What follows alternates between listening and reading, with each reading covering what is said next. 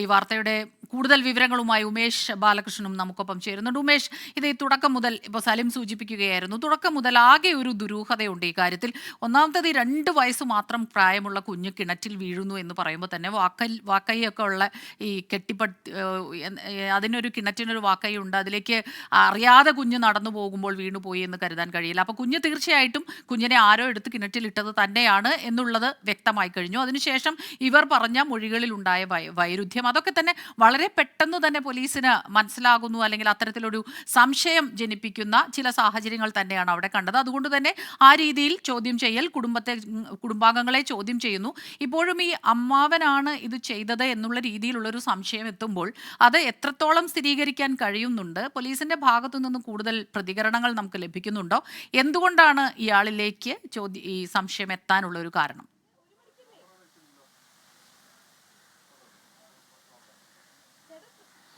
നിലവിൽ കുട്ടിയുടെ ഇൻക്വസ്റ്റ് നടപടികളെല്ലാം പൂർത്തിയാക്കിയ കുട്ടിയുടെ മൃതദേഹം ഇവിടെ നിന്ന് മാറ്റിയിട്ടുണ്ട്. ഇൻക്വസ്റ്റിൽ കുട്ടിയുടെ ശരീരത്തിൽ മറ്റ് അസ്വാഭാവികമായ മുറിവുകളോ മറ്റ് ക്ഷതങ്ങളോ ഒന്നും കണ്ടെത്താൻ കഴിഞ്ഞിട്ടില്ല.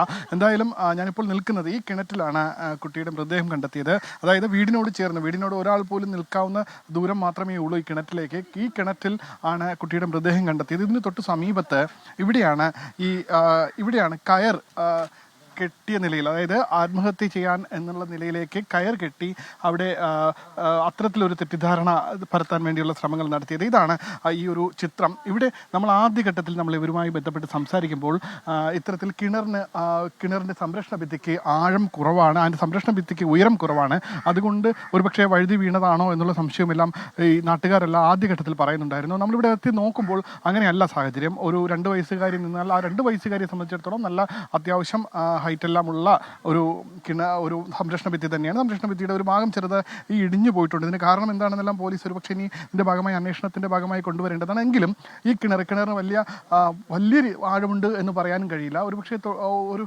ആദ്യഘട്ടത്തിൽ ഒന്ന് പരിശോധിച്ചിരുന്നെങ്കിൽ, പക്ഷേ പോലീസിൻ്റെ കൃത്യസമയത്തുള്ള ഇടപെടലാണ് ഇതിൽ ഒരു പക്ഷേ വളരെ വേഗത്തിൽ തന്നെ കാര്യങ്ങൾ ചുരുളഴിയാനും കാരണമായിരിക്കുന്നത്. കാരണം ഇവിടെ എത്തിയ ഈ കുട്ടിയുടെ തന്നെ ഒരു ബന്ധു, ഒരു പോലീസ് ഉദ്യോഗസ്ഥൻ, അദ്ദേഹത്തിന് ചില സംശയങ്ങളുണ്ടായി. ഒന്നാമത്തെ കാര്യം, വീട്ടിനുള്ളിൽ ഈ ഭാര്യ സഹോദരൻ, അതായത് കുട്ടിയുടെ അമ്മയുടെ സഹോദരൻ്റെ റൂമിനകത്ത് വസ്ത്രങ്ങൾ കൂട്ടിയിട്ട് കത്തിച്ച നിലയിൽ, മണ്ണെണ്ണ ഒഴിച്ച് കത്തിച്ച നിലയിൽ കണ്ടെത്തിയിരുന്നു. അത് കൂടാതെ ആ മുറിയിലെ കട്ടിലിൽ ഈ തീ പിടിച്ച സാഹചര്യം ഉണ്ടായിരുന്നു. ഇതെന്തുകൊണ്ട് എന്ന് ചോദിച്ചതിന് കൃത്യമായ മറുപടി ഇദ്ദേഹം പറഞ്ഞില്ല. അത് കൂടാതെ പുറത്തേക്ക് ഇറങ്ങിയപ്പോഴാണ് ഈ കയറുകൾ, ഈ ഒരു ഗോഡൗൺ പോലത്തെ സ്ഥലമാണ്, അവിടെ ഒരു കയറ് കെട്ടിത്തൂക്കി കുരുക്കിട്ട നിലയിൽ, അതായത് ആത്മഹത്യ ചെയ്യാൻ ശ്രമിക്കുന്ന രീതിയിൽ കുരുക്കിട്ട നിലയിൽ കണ്ടെത്തിയത്. ഇതിനും എന്താണ് കാരണമെന്ന് ചോദിച്ചപ്പോൾ കൃത്യമായ മറുപടി നൽകാൻ കഴിഞ്ഞില്ല. ഇതെല്ലാമാണ് ഒരു ആദ്യഘട്ടത്തിലെ സംശയത്തിലേക്ക് നയിച്ചത്. തുടർന്ന് അദ്ദേഹം തന്നെ ഡിവൈഎസ്പിക്ക് നേരിട്ട് ഇത്തരമൊരു സംശയമുണ്ട് എന്നുള്ള നിലയിൽ അറിയിക്കുന്നത്. ഡിവൈഎസ്പി തന്നെയാണ് പുലർച്ചെ ആവുന്നതിന് മുമ്പ് ഈ കിണർ പരിശോധിക്കണമെന്നുള്ള നിർദ്ദേശം തീരുമാനിക്കുകയും അപ്പോൾ തന്നെ ഇവിടെ കിണർ പരിശോധിപ്പിക്കാൻ വേണ്ടി ഫയർഫോഴ്സിനെ വിളിച്ചു വരുത്തുകയും ചെയ്തത്. എന്തായാലും അത് ഏറ്റവും നിർണായകമായ നീക്കമായിരുന്നു. തൊട്ടു പിന്നാലെ കുട്ടിയെ കണ്ടെത്തുകയും കുട്ടിയുടെ മൃതദേഹം തിരിച്ചെടുക്കുകയും ചെയ്തു. അതിൽ തന്നെ ഈ ബന്ധുക്കളുടെ മൊഴിയിലുണ്ടായിരുന്ന വൈരുദ്ധ്യം തന്നെയാണ് ഇതിൽ പ്രാഥമികമായി സംശയത്തിലേക്ക് കാര്യങ്ങൾ എത്തിച്ചത്. എന്തിനാണ് ഈ എന്തായാലും കൊലപാതകമാണ് എന്ന് പോലീസ് ആദ്യം തന്നെ അത് ഉറപ്പിച്ചിരുന്നു. എന്തിന് കൊന്നു, എങ്ങനെ കൊന്നു എന്നീ ചോദ്യങ്ങൾ, ആര് കൊന്നു, എന്തായാലും ഇതിൽ കുടുംബാംഗങ്ങൾക്ക് വ്യക്തമായ പങ്കുണ്ട് എന്ന് പോലീസിന് ഈ മൊഴികളുടെ വൈരുദ്ധ്യത്തിൽ നിന്ന് മനസ്സിലാക്കിയിരുന്നു. എന്തായാലും ഇതുമായി ബന്ധപ്പെട്ട് ഇനിയും കൂടുതൽ കാര്യങ്ങൾ ചോദിച്ചറിയേണ്ടതുണ്ട്.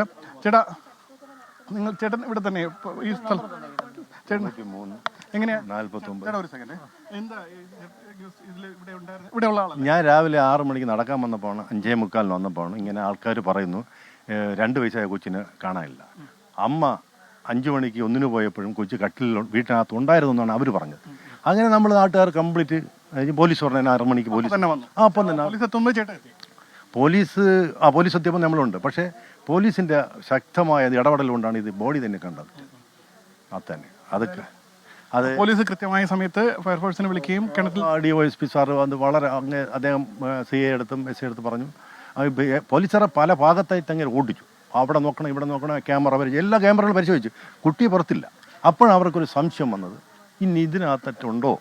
അങ്ങനെ അദ്ദേഹത്തിൻ്റെ ഒരു ബുദ്ധിപർവമാണ് ഈ കുട്ടിയൊക്കെ അത്ര സംശയം അവരൊന്നും പറയുന്നില്ല. ഒരു ആറ്റിറ്റ്യൂഡ് അല്ലെങ്കിൽ അവരുടെ ഒരു സ്വഭാവം എങ്ങനെയായിരുന്നു? വലിയ വിഷമത്തിലായിരുന്നു? ഒരു വിഷമം നമ്മളെ വീട്ടിലുള്ളവർക്ക് ഭയങ്കര വിഷമം. അവർ അങ്ങ് ഇരിക്കുക. അല്ലെങ്കിൽ ഒരു ആ കൊച്ചിനെ കാണാൻ വന്നപ്പോൾ നിലവിളിക്കില്ലാണ്, നെഞ്ചിലടിയും വിളിയായിരിക്കില്ല അമ്മയ്ക്ക്. അവിടെ ഒരു കൂലുക്കുമല്ലായിരിക്കുകയാണ്. എന്തായാലും സ്മിത, ആദ്യഘട്ടത്തിൽ ഇവിടെ എത്തിയ ആളുകൾ ദൃക്സാക്ഷികളിലും എത്തി ഇവിടെ കാര്യങ്ങൾ നോക്കിയ ഒരാളാണ്. എന്തായാലും ഇതാണ്, ഈ വാതിൽ തുറന്നാണ് ഈ അമ്മ പുറത്തേക്ക് ഇറങ്ങി എന്ന് പറയുന്നത്. പുറത്തേക്ക് ഇറങ്ങി തൊട്ടടുത്താണ് ഈ വാഷ്റൂം ബാത്റൂം ഉള്ളത്. ഇവിടേക്ക് പോയ സമയത്ത് വീട്ടിനകത്ത് നിന്ന് കരച്ചിൽ കേട്ടു എന്നാണ് അമ്മയുടെ ആദ്യ മൊഴി.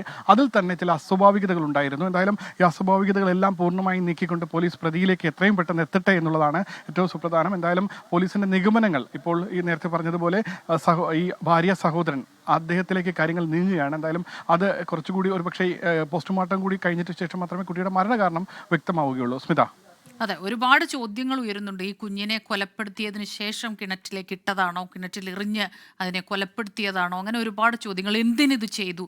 അതും അമ്മയുടെ അമ്മാവനിലേക്ക് സംശയം നീളുമ്പോൾ തീർച്ചയായിട്ടും വിശ്വസിക്കാൻ തന്നെ പ്രയാസമാണ്. ഞെട്ടിക്കുന്ന വിവരങ്ങളാണ് ഇപ്പോൾ പുറത്തു വന്നുകൊണ്ടിരിക്കുന്നത്.